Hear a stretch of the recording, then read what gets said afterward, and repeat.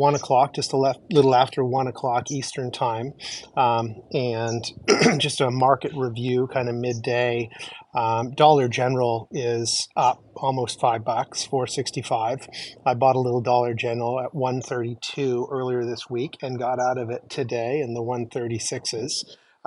It still could be a strong buy, but I would expect a bit of a pullback there into the low 130s. We've seen New York Bank Corp, I believe, come out yesterday or the day before and express or file in regards to increasing loan provisions, I think to the extent of 550 million for potential real estate loan defaults with two large projects or properties, I think one commercial, one co-op in New York.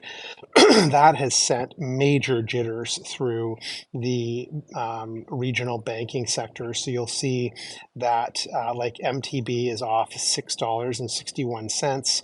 Bank of California is down 85 cents. It was up in the almost at 15, I think, earlier this week or last week.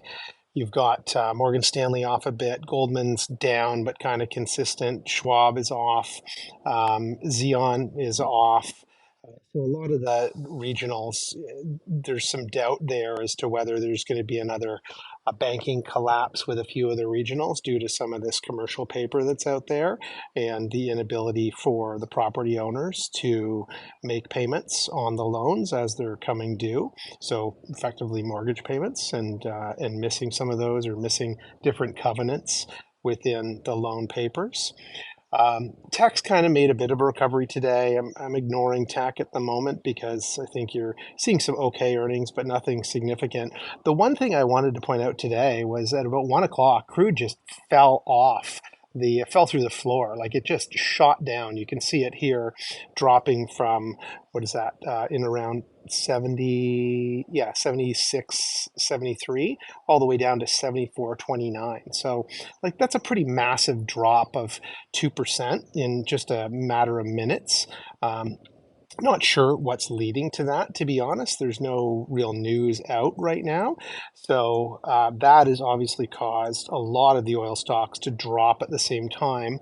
And I think this just provides a great opportunity. I mean, we've seen crude move around a lot, be very volatile in the $4 to $6 kind of volatility range in the last month or so. And you've seen stocks like Valero just go through the roof, like in the last month, down at 124 up to 142 and a half.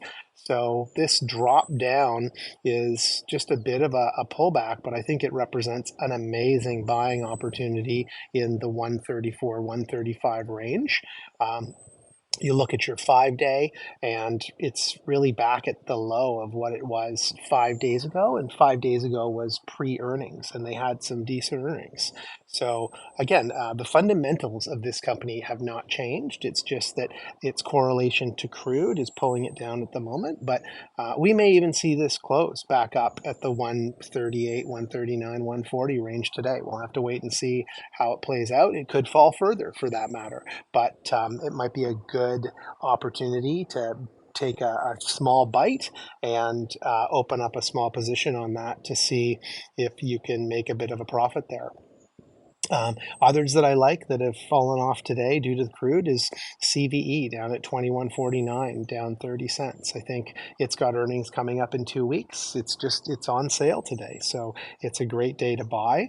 And then another one, more risky, but certainly on my radar today, is MTB.